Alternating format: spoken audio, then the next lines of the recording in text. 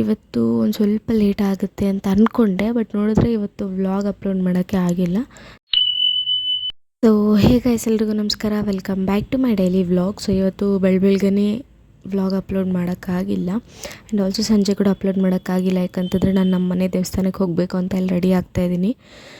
So ಇವತ್ತು ಒಂದು ಸ್ವಲ್ಪ ಲೇಟ್ ಆಗುತ್ತೆ ಅಂತ ಅಂದ್ಕೊಂಡೆ, ಬಟ್ ನೋಡಿದ್ರೆ ಇವತ್ತು ವ್ಲಾಗ್ ಅಪ್ಲೋಡ್ ಮಾಡೋಕ್ಕೆ ಆಗಿಲ್ಲ. ಸೊ ಅದಕ್ಕೆ ನಾನು ನೆಕ್ಸ್ಟ್ ಡೇ ಮಾರ್ನಿಂಗ್ ಅಪ್ಲೋಡ್ ಮಾಡ್ತಾಯಿದ್ದೀನಿ. ಆಲ್ರೆಡಿ ಎಡಿಟ್ ಮಾಡಿ ಇಟ್ಟಿದ್ದೆ, ಬಟ್ ವ್ಲಾಗ್ ಅಪ್ಲೋಡ್ ಮಾಡೋಕ್ಕೆ ಟೈಮ್ ಇರಲಿಲ್ಲ. ನೈಟ್ ಬರೋಷ್ಟೊತ್ತಿಗೆ ಒಂದು 11-11:30 ಆಗೋಗಿತ್ತು. ಸರ್ವರ್ ಬೇರೆ ಇರಲಿಲ್ಲ.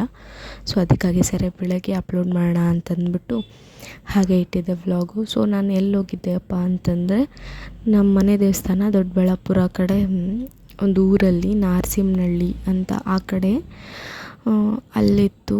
ಸೊ ಅದಕ್ಕಾಗಿ ಹೋಗೋಷ್ಟೊತ್ತಿಗೆ ಲೇಟ್ ಆಯಿತು. ಅಲ್ಲಿ ಸ್ವಲ್ಪ ನೆಟ್ವರ್ಕ್ ಇಶ್ಯೂಸ್ ಇತ್ತು. ಸೊ ಅದಕ್ಕಾಗಿ ನಾನು ಯಾವುದೇ ವ್ಲಾಗ್ ಅಪ್ಲೋಡ್ ಮಾಡೋಕ್ಕಾಗಿಲ್ಲ.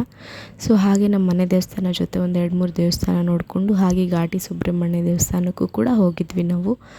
ಅಲ್ಲೂ ಕೂಡ ನೋಡಿಕೊಂಡು, ಸೊ ಇದ್ರ ಲಾಂಗ್ ವಿಡಿಯೋ ಯೂಟ್ಯೂಬಲ್ಲಿ ಅಪ್ಲೋಡ್ ಆಗುತ್ತೆ. ಇಂಟ್ರೆಸ್ಟ್ ಇದ್ದರೆ ಒಂದು ಸಲ ಚೆಕ್ ಮಾಡಿ ಅಂತ ಹೇಳ್ತಾ, ಲೈಕ್ ಮಾಡಿ, ಶೇರ್ ಮಾಡಿ, ಹಾಗೆ ಕಮೆಂಟ್ ಮಾಡಿ ಅಂತ ಹೇಳ್ತೀನಿ. ಆ್ಯಂಡ್ ಆಲ್ಸೋ ಇಷ್ಟ ಆಗಿತ್ತು ಈ ನನ್ನ ಡೈಲಿ ವ್ಲಾಗ್ ಅಂತ ಹೇಳ್ತೀನಿ. ಬಾಯ್ ಎಲ್ರಿಗೂ.